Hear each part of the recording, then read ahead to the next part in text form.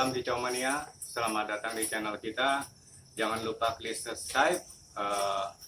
Kali ini saya akan berbagi info buat teman-teman dan pelanggan-pelanggan yang bertanya di mana sih perbedaannya murai non gembung yang ekor putih import dan yang asli Sumatera lokal yang non gembung. Kita akan bahas ekor putih, tapi kalau ditanya yang soal yang ekor hitam, saya akan jelaskan sedikit. Itu teman-teman, kalau yang murai hutannya yang ekor hitam dari dulu import hampir tidak ada ya, yang blacktail ya. Nah itu adanya di Sumatera, dan kadang-kadang ada juga yang ekor hitam blacktail yang dari Kalimantan, tapi itu gembung. Ketahuannya bodinya besar sekali, sebesar Borneo kalau yang dari Kalimantan. Kalau yang dari Sumatera jelas lebih kecil, dan kalau zaman now itu kecil sekali malah yang beredar. Kalau yang rada-rada gedenya malah sudah hutannya sudah hampir tidak beredar lagi di pasaran.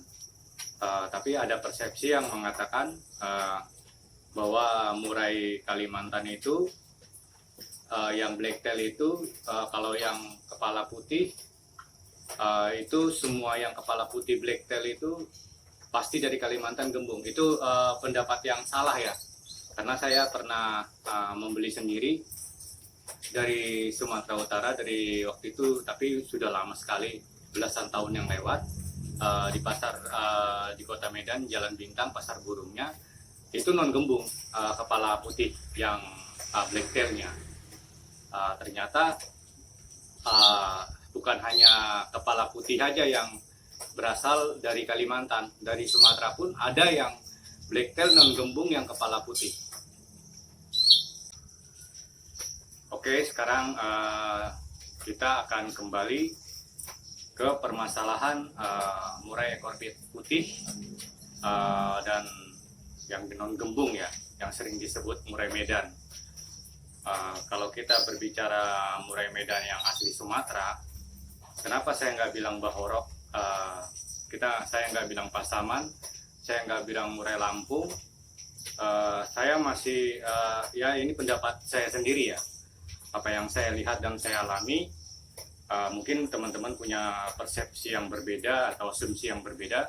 Kalau saya sih melihat langsung di sana sih, apa yang terjadi di zaman itu sekitar 20 tahun yang lewat itu, murai yang dari Aceh yang ekor putih non gembung sama aja sama yang ekor putih asli yang di Sumatera. Dan saya lihat juga sama yang di tangkapan yang dari Palembang juga sama aja. Kenapa mereka bisa sama aja? Mungkin ada bentuk-bentuk yang berbeda, seperti murai balaklapan ya, itu bisa hidup di mana aja juga, yang penting di Sumatera. Mereka nggak akan menyeberang Kalimantan karena terlalu jauh untuk berimigrasi. Mereka istirahatnya di mana. Tapi kalau yang murai dari Aceh yang ekor putih, mereka juga akan bisa hidup di Sumatera Utara dan bagian provinsi Sumatera yang lainnya, karena kan langit itu tidak ditembok. Mereka bisa terbang bebas. Kalau mereka di satu tempat sudah makanannya sudah kurang atau sudah tidak nyaman, mereka akan berimigrasi. Jadi mereka satu jenis, kecuali yang sering disebut balaklapan itu mungkin jenisnya sudah berbeda ya teman-teman. Sekarang murai Sumatera vs murai import non gembung. Ini sering sekali menjadi perdebatan panjang, kontroversi ya. Kita kalau mau bicara ke murai Sumatera, kita harus kembali ke masa lalu. Kita kembali ke masa lalu di saat import itu belum banyak beredar. Kapan itu? Itu terjadi 20 tahun dan 15 tahun yang lalu. Itu saat itu import belum mendominasi, karena untuk memperoleh murai Sumatera saat itu di pasaran Jakarta itu harganya 15 tahun yang lewat, 17 tahun yang lewat masih 350.000 dapat.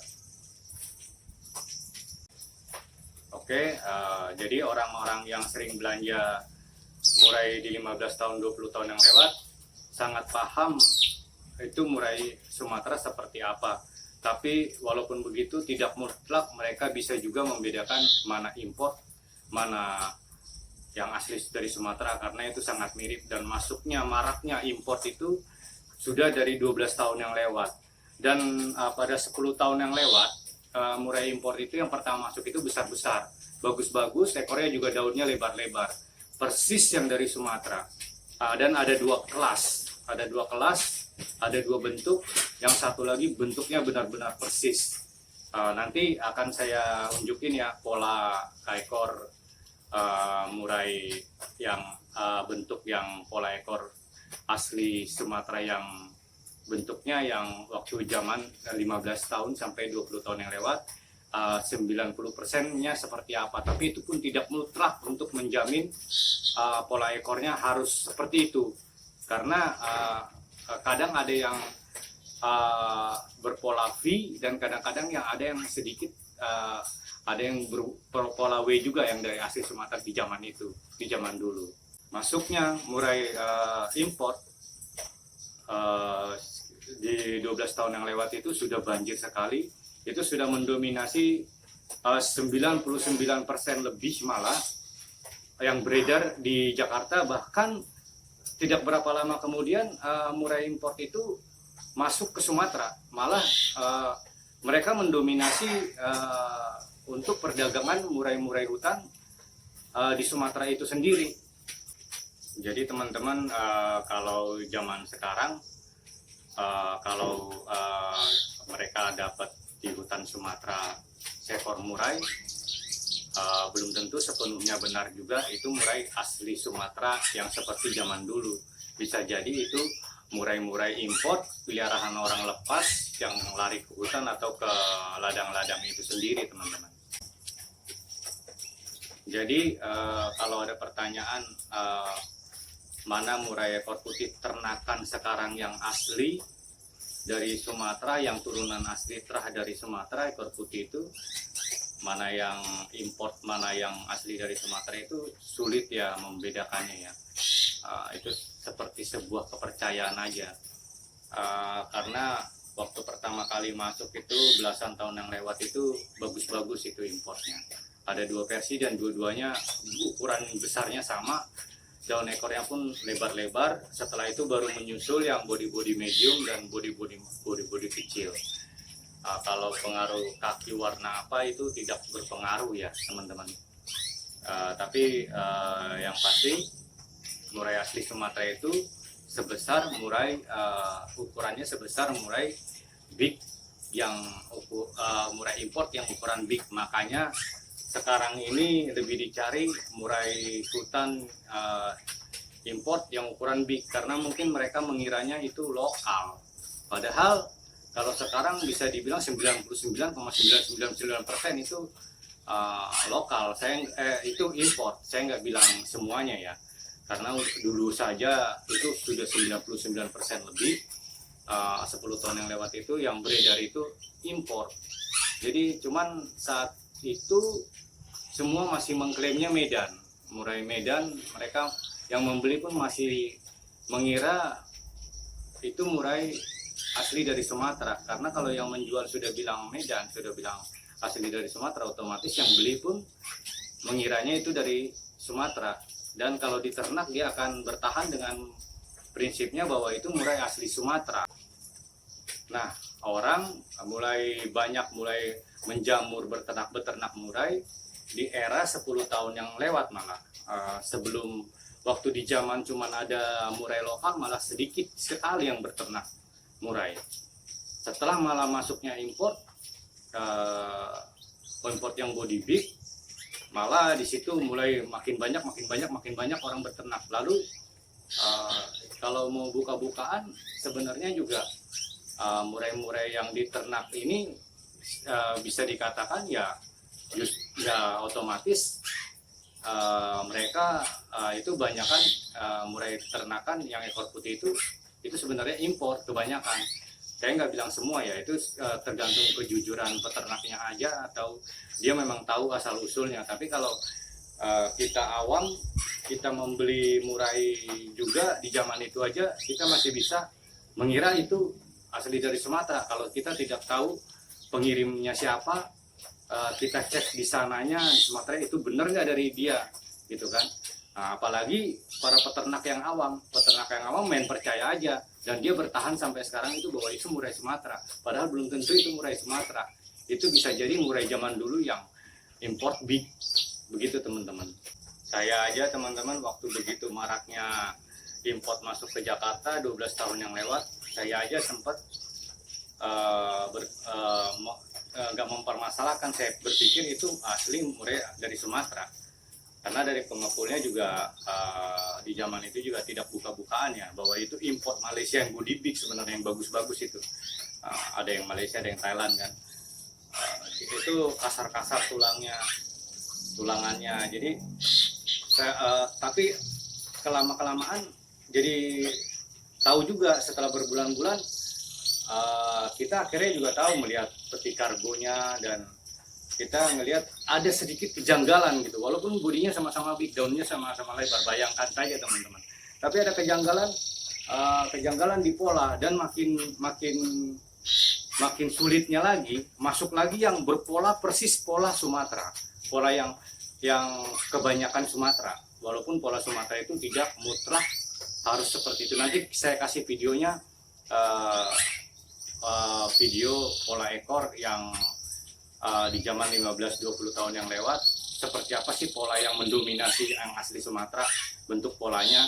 Tapi konyolnya lagi, video yang akan saya kasih adalah itu bukan, ternyata saya selidikin dari peternaknya, saya dalemin, kejujurannya ternyata itu juga murai import yang polanya ekornya itu persis Sumatera, berpola V dan hampir seperti balak, tapi import yang sudah lama tidak beredar ya. Gitu teman-teman. Ekornya.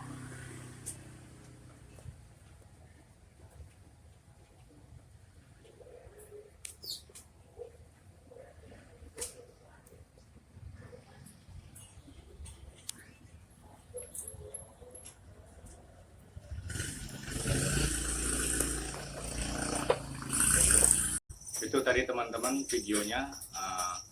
Jadi bagaimana dengan harga di zaman itu? Di zaman itu teman-teman, pertama import masuk itu harganya yang body big ya, yang bagus-bagus ya, sekarang sudah jarang ya. Itu harganya sekitar 700.000, 800.000 yang ada ekor, yang tidak ada ekor itu sekitar 500.000, 400.000 ecerannya.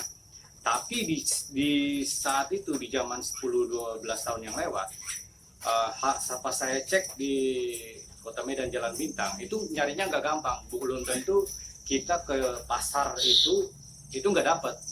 Kita harus kenal seseorang, baru dihantarkan ke pengepulnya, yang kenal dengan para penjaringnya. Di saat itu harganya itu 2 juta. Harganya 2 juta per ekor. Di saat import yang bagus-bagus yang mirip murai Medan itu harganya jadi bondol 400, ada ekor 700, di sana sudah 2 juta. Bayangkan di zaman sekarang ya, kalau yang body besar, yang lentur-lentur, yang hutan, tanda tanya besar kalau cuma dijual 2 juta itu asli Sumatera. Nah, teman-teman pelanggan banyak juga bertanya, bagaimana dengan murai ternakan yang diklaim-klaim dengan itu asli Medan. Jadi kalau bodi gede punya ternakan asli Medan ya, sekarang begini, dari zaman dulu aja peternak-peternak juga belanja ke pengecer, karena untuk jalur itu sendiri justru pedagang-pedagang lebih paham jalurnya untuk mengambil yang asli dari Sumatera, dan mereka sudah jengah karena harganya, dan tidak memilih untuk tidak beredar di Jakarta. Tapi kalaupun ada itu 1-2 pedagang yang masih menjual itu dengan harga ya jelas tinggi. Kalau dari sananya saja udah 2 juta ya, sampai sini berapa? Sampai sini otomatis kita harus di zaman itu aja, kita harus jual 3 juta, 4 juta, begitu teman-teman. Jadi langkanya, tidak beredarnya sudah bisa dibilang tidak beredar, walaupun masih ada yang menjual satu persatu ya, menjual murai ekor putih. Di zaman itu mungkin juga di zaman sekarang ada, tapi sedikit sekali, mungkin sudah bisa dibilang sangat langka. Jadi hilangnya ekor putih itu murai Medan yang asli itu yang asli Sumatera, murai Sumatera ya. Terus Sumatera sama aja. Itu seiring dengan hilangnya murai hutan yang balaklapan, yang sering disebut balaklapan Sabang itu seiring hilangnya itu juga. Tapi setelah itu mulai menghilang, balaklapan dan ekor putih itu, muncullah penggantinya impor, dan hampir semuanya di zaman itu, zaman 10 tahun 12 tahun yang lewat, ke pembeli, ke pelanggan, mereka mengatakan, mengklaimnya itu Medan. Jadi pembeli juga dan peternak juga mengira itu murai Medan, padahal bukan. Itu sudah bukan murai Medan lagi, cuman mirip aja, bodinya, kasar tulangnya. Begitulah yang terjadi teman-teman. Klaim mengklaim, akhirnya kita tidak bisa menyalahkan juga peternak yang mengatakan murainya itu murai lokal, tapi mungkin memang ada yang asli benar-benar dari Sumatera ya, begitu. Tapi kita nggak bisa nyalahkan karena dia kan taunya itu belinya kan murai Medan, taunya kan dari pengepulnya itu murai dari Sumatera, padahal walaupun belum tentu. Begitulah yang terjadi masalah klaim mengklaim ini teman-teman, begitu teman-teman. Nah makanya nggak lama setelah itu hilang, murai ekor putih hilang yang beredar, hutannya mulai hilang juga dari peredaran, murai ekor hitam Nias Raja yang bodinya agak-agak besar itu. Diganti dengan masuknya murai Mentawai, tapi itu agak lambat menghilangnya. Yang murai-murai ekor hitam yang black tail itu yang body besar sebesar import non gembung body big sekarang, bodinya seperti itu, ekornya juga rada panjang 16-17, itu cakep-cakep. Itu sudah menghilang sekitar 7 tahun yang lewat ya, sudah mulai menghilang ya. Akhirnya menghilang total, diganti dengan yang kecil-kecil, yang medium-medium yang dari Mentawai. Itu jadi sudah bukan murai, tapi murai yang Nias itu hidup juga di Aceh dan Sumatera. Begitu teman-teman. Jadi hidup mutlak murai black tail itu hidup di Pulau Nias, begitu. Jadi pada intinya teman-teman, kalau ada pertanyaan pada saya, ada murai yang non gembung body big, ini import atau lokal, terus terang saya benar-benar udah nggak bisa menjawabnya, walaupun itu murai ternakan. Kalau murai hutan kadang ada, tapi itu pun sangat langka sekali ya. Kalau ternakan saya nggak bisa menjawabnya, benar-benar nggak bisa menjawabnya, karena murai impor yang berpola ekor sama dan bodinya sama, 10 tahun yang lewat itu, 12 tahun yang lewat itu, masuk yang pertama yang bagus-bagus, mirip-mirip ya, warna pun kadang ada yang mirip.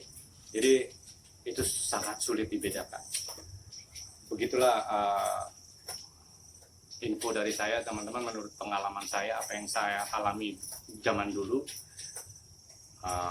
Maaf kalau saya nggak bisa memberikan contoh burung asli Sumateranya, karena memang di tahun ini, boro-boro di tahun ini ya, kemarin-kemarin susahnya minta ampun.